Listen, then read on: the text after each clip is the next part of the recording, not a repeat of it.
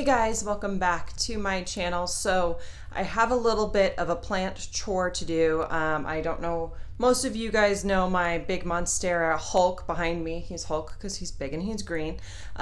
He is in desperate need of repotting, and for some reason you guys all like to watch Monstera repotting videos, especially the bigger the better, and I'm not gonna lie, I'm kind of the same way. I'm kind of addicted to watching them. So I'm actually going to struggle with Hulk. I'm going to actually take him outside because I'm afraid it's gonna make kind of a mess.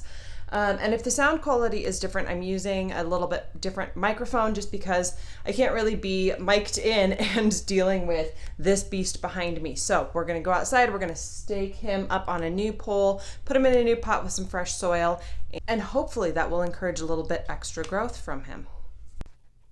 All right, so before I take him outside, I just wanted to show you guys the length, hopefully you can see, of some of these aerial roots. So he is trying to make an escape.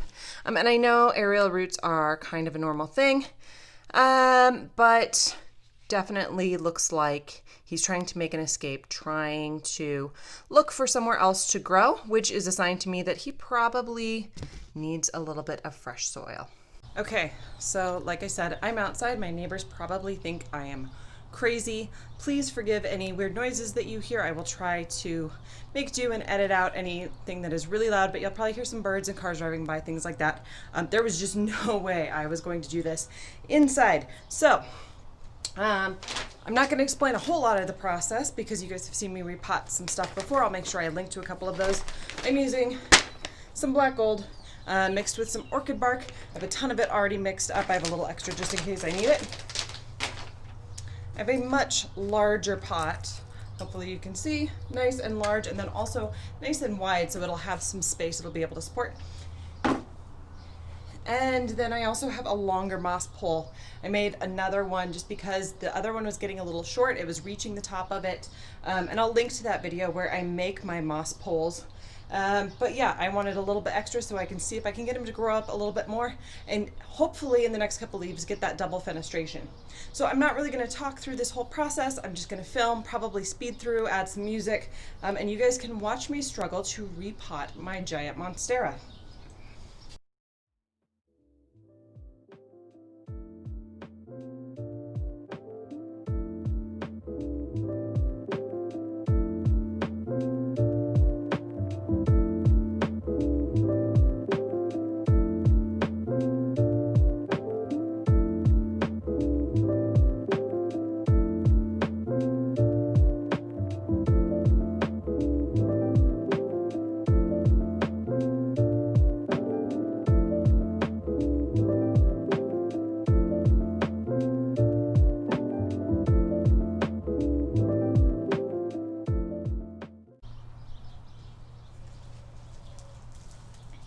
All right, so I have to show you guys, look at that. Look at that root ball. It was definitely root bound. It's time for repotting.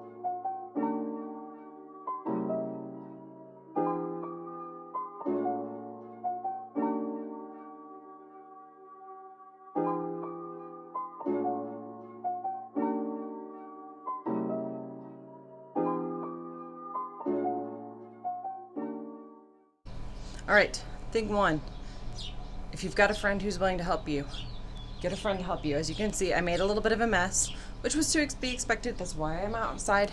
Two, I wanted to point out, hopefully, hey guys, it's editing Sarah here. So I just realized that I lost the footage of me putting the Monstera up on the pole. I don't know what happened to it. It just cut out kind of in the middle of filming. So I'll kind of go over the main points. And if you guys want to see a video of how I put my Monstera or my Monstera adansonii or other climbing plants onto those moss poles, please let me know. I can go back. I can give you kind of a more detailed overview, but I'll just kind of walk through the basic points. So the first point that I was going to make is that the poles tend to be a little bit wobbly, I've found, for the first couple of days. Just like the plants need a little time to adjust into their pots as the soil settles. Same thing with the poles, so I'll kind of go back and adjust a little bit as I need to as it settles.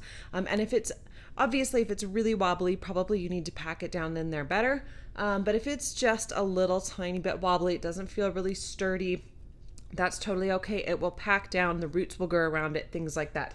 The brand that I used to put the Monstera up on the pole was the Velcro brand, green tape. I think I found this at Home Depot.